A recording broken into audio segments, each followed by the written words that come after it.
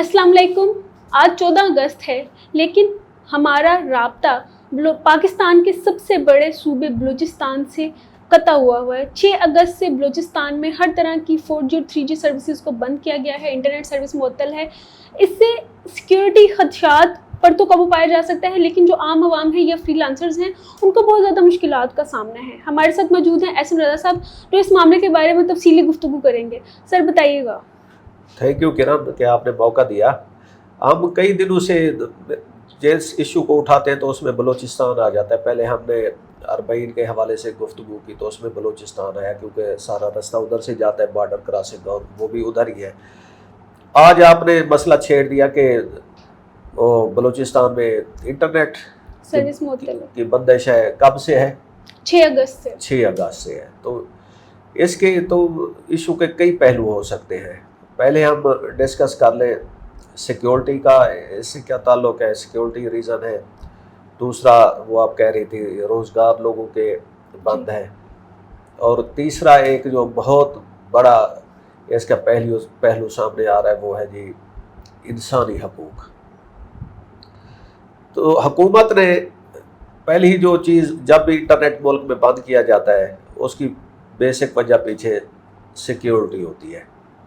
आपने देखा होगा कि आप तो लाहौर में रहती हैं, और लाहौर माशाल्लाह पाकिस्तान ही है, और बाकी इलाके तो पता नहीं पाकिस्तान के किस तरह के वो कंसीडर किए जाते हैं। सर मैं यहाँ पर सगे और सतीले वाला लफ्ज़ यूज़ करती हूँ। एग्जैक्टली। तो यहाँ पे आपने इंटरनेट की बंदिश कब देखी है? मेरे ख्याल में मुहर्रम के दिनों में होती है, या कोई बहुत बड़ा इज्तिमा हो, या शायद 9 मई को इंटरनेट बंद हो गया था। वैसे नहीं होता। तो उसके पीछे वजह सिक्योरिटी होती है। बलूचिस्तान आजकल एक सीरियस, उसमें एक बहुत मसला चल रहा है सिक्योरिटी का। आपको पता ही है कि हमारी अफवाज सिक्योरिटी फोर्सेस, उनको उधर एक बहुत बड़े चैलेंज का सामना है।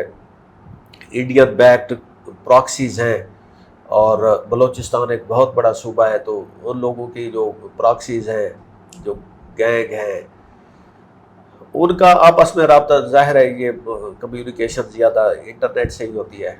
तो उसके लिए हुकूमत के पास और कोई चारा नहीं रह जाता, या हम ये कहें कि सबसे आसान हल यही है कि जी इंटरनेट ही बंद कर दें, तो इससे कि उनकी कम्युनिकेशन डिस्टर्ब होगी। अब हमने देखा कि 6 अगस्त से लेकर आज 14 अगस्त तक क्या इंटरनेट बंद करने से कोई खातिर खा फ़ायदा हुआ है? हाँ जी, फ़ायदा तो हुआ है, लेकिन शोब में हमने देखा कोई उन्होंने सिक्योरिटी फोर्सेस पे हमला किया। बॉर्डर क्रॉसिंग पे हमारी पाक अफवाज का पलड़ा भारी है। उन्होंने बहुत सारे लोगों को वासिले जहन्नम किया जो दरअंदाजी कर रहे थे, दूसरे मुल्क से पाकिस्तान में आने की कोशिश कर रहे थे। खुदा का शुक्र है कि इन दिनों कोई इतना बड़ा सानिया रोनमा नहीं हुआ, सिवाय इसके कि वो जो जाफर एक्सप्रेस को दोबारा डिरेल हुआ है, लेकिन उसमें कोई जानी नुकसान नहीं हुआ। तो सिक्योरिटी के एतबार से इंटरनेट बंद करना मजबूरी है, लेकिन ये कोई एक इतना अच्छा हल नहीं है कि हम कहें कि जी अगर लाहौर में कभी कोई दहशतगर्दी का वाक़या तो सड़क पे, तो हम वो सड़क ही बंद कर दें कि जी इधर कोई ना निकले, आवाम को निकलने ना दिया जाए। तो ये तो हल नहीं है। ये तो एक तरह से दहशतगर्दों की जीत हो जाती है। लेकिन आहिस्ता आहिस्ता हमारी पाक अफवाज जो जंग लड़ रही है, इंशाल्लाह आगे आने वाले दिनों में हालात बेहतर हो जाएंगे। अगर सर आपने ये सिक्योरिटी के हवाले से तो बहुत अच्छा ब्रीफ कर दिया, लेकिन जो रोज़गार है या जो फ्रीलांसर्स हैं जो उस खित्ते में बैठ के बाहर की कंपनी से इंटरनेट के ज़रिए कनेक्ट होते हैं, उनके लिए तो बैठे बैठे मसले मसाइल बढ़ गए ना। देखिए, internet is part of life. आपका कभी डेटा, मोबाइल फ़ोन का डेटा वो हो जाए, या घर में वाईफाई ना आ रहा हो, तो कितनी बेचैनी हो जाती है? दुनिया से राब्ता यूँ लगता है कट गया है। तो बलूचिस्तान में भी इसी तरह उनके जो लोग हैं उधर के, उनका बहुत सारा इन्हसार ज़िंदगी का इंटरनेट पे ही है। गवर्नमेंट का जो फंक्शंस हैं वो सारे इंटरनेट के पे वो होते हैं, ईमेल्स होती हैं, कम्युनिकेशन होती है, तो सारी रुक जाती है ना इस तरह। दूसरा जो फ्रीलांसर है, पाकिस्तान की एक ये बहुत बड़ी इमर्जिंग इंडस्ट्री है। सर्विस प्रोवाइडर्स होते हैं जो पाकिस्तान के किसी भी कोने में बैठकर अपना काम कर सकते हैं, और ورچوئل ورلڈ کی خوبصورتی یہی ہے کہ اس کے لیے آپ کو کوئی خاص لوکیشن کی ضرورت نہیں ہوتی. You can work from any where any time. That is the beauty of internet.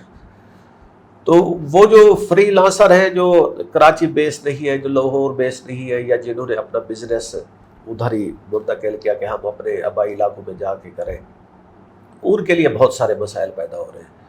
دوسرا آپ نے دیکھا ہوگا کہ ہماری بہت ساری جو شیئرنگ ایپس ہیں, جیسے فوڈ کی ہے, جیسے دوسری ڈیلیوری کی ہے, ان لوگوں کا کام رک گیا ہے. ایک طرف ورکنگ کلاس متاثر ہو رہی ہے, دوسری طرف جو ان کے کنزیومر ہیں, جو ان کے اوپر بہت زیادہ ڈیپینڈنٹ ہیں, وہ متاثر ہو رہے ہیں.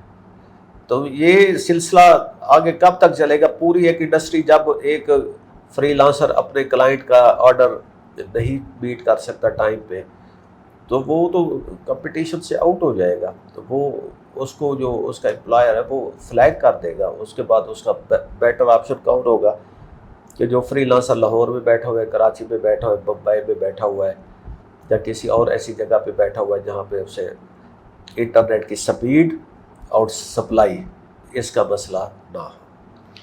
سر یہ سب چیزیں تو جسٹیفائی کر دیتے ہیں, لیکن ہیومن رائٹ کا ایکسپیکٹ بھی اس میں فال کرتا ہے, اس کو کس طرح جسٹیفائی کر سکتے ہیں؟ آج یہ ایک نیا اینگل ہے ہیومن رائٹس کا. پہلے ہمارے رائٹس تو بہت سارے وہ ہوتے تھے, اب آ گیا کہ جب انٹرنیٹ کو اس کی سپلائی ڈسرپٹ کی جاتی ہے, روکا جاتا ہے کسی بھی علاقے میں کسی بھی لوگوں کو, تو وہ ان کا ایک ہیومن رائٹ متاثر ہوتا ہے. اور اس میں واچ ڈاگ جو ہے وہ ٹائم ٹو ٹائم رپورٹس جاری کرتے رہتے ہیں کہ جی اس ایریا میں اس کنٹری نے اتنے بار وہ انٹرنیٹ شٹ ڈاؤن کیا یا اس کی سپلائی سلو کی.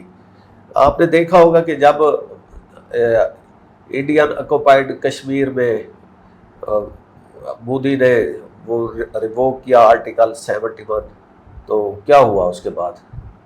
انہوں نے اس پہ 6 مہینے انٹرنیٹ ہی ریسٹور نہیں کیا. اور دنیا میں جہاں بھی انٹرنیٹ کا مسئلہ ہوگا تو پوری دنیا اس پہ الرٹ ہو جاتی ہے. تو یہ بلوچستان کے لوگوں کا کمیونیکیشن سے ہٹ کے, روزگار سے ہٹ کے, سیکیورٹی کے حوالے سے ہٹ کے تیسرا مسئلہ جو ہے, بلکہ یہ موسٹ امپورٹنٹ مسئلہ یہ ہے کہ یہ ہیومن رائٹ کا بھی ہے. غزہ میں اسرائیل نے بھی انٹرنیٹ کی بلاکٹ کی ہوئی ہے, لیکن ان کو پھر اسٹار لنک نے اور دوسری کچھ کمپنیز نے ایکسیس دے رکھی ہے, جس کی وجہ سے ہمیں جو غزہ میں ہونے والا جینوسائیڈ ہے وہ ڈاکومنٹری کی شکل میں مل رہا ہے, لمحہ بہ لمحہ مل رہا ہے. افغانستان لیکن بلوچستان میں جب یہ انٹرنیٹ کی بندش کا ایشو ہوتا ہے, اور پھر مسئلہ یہ ہے کہ پاکستان کے دوسرے حصوں میں انٹرنیٹ ہے اور بلوچستان میں نہیں ہے, تو یہ ایک بہت بڑی ڈسکریمنیشن کا پہلو سامنے آتا ہے, جس سے عوام میں کوئی اچھی فیلنگ تو نہیں جاتی.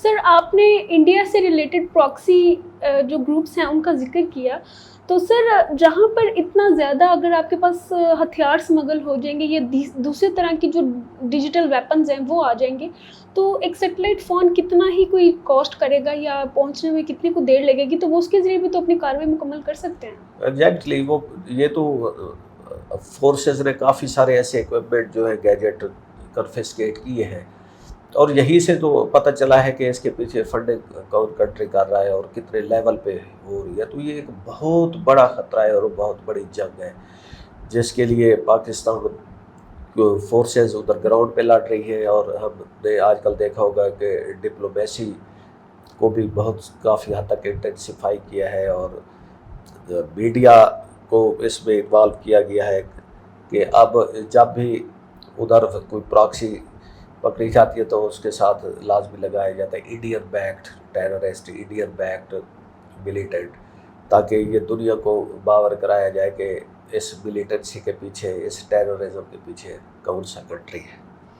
سر اگر BLA کی بات کروں تو اس میں مجید بریگیڈ ایک ان کا اسپیشل گروپ ہوتا ہے جو کہ اسپیشلی طور پر اسی لیے ٹرین کیا جاتا ہے کہ وہ جا کے سوسائڈ اٹیکس اٹیمپٹ کرے یا کہیں پہ جا کے بام بلاسٹنگ یا اس طرح کی چیزیں کرے.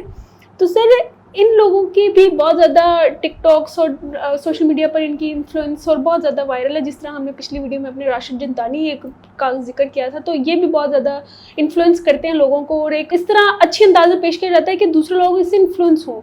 تو یہ انٹرنیٹ کی بندش کے ساتھ کیا اس طرح کی چیزوں پر قابو پایا جا سکتا ہے؟ نہیں، یہ اس کا حل نہیں ہے.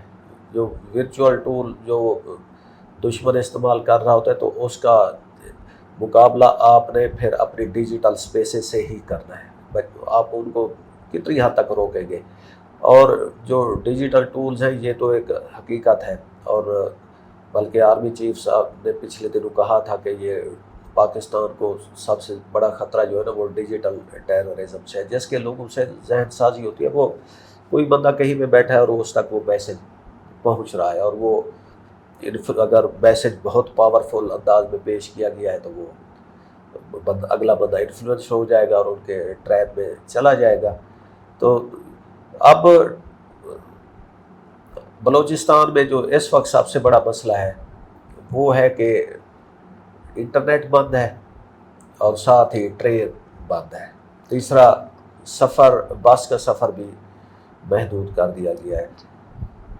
ادھر ڈیرہ غازی خان سے جو بس سروس جاتی ہے کوئٹہ کی طرف، ان سب سروسز کو کہہ دیا گیا ہے کہ آپ نے شام 5 بجے کے بعد بلوچستان کی حدود میں انٹر نہیں ہونا.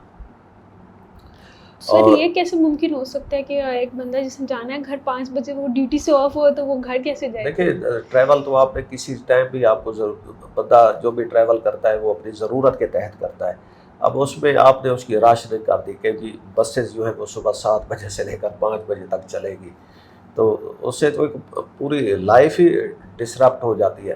تو ایک طرف بس کا سفر محدود ہو گیا، پھر وہ جعفر ایکسپریس کا جو 2 دن پہلے دھماکہ ہوا اور ڈیریل ہو گئی 6 بوگیاں، اس کے نتیجے میں اب بلوچستان میں ٹرین سروس بھی معطل ہے. اب بتائیں باقی روٹ کیا بچ گیا؟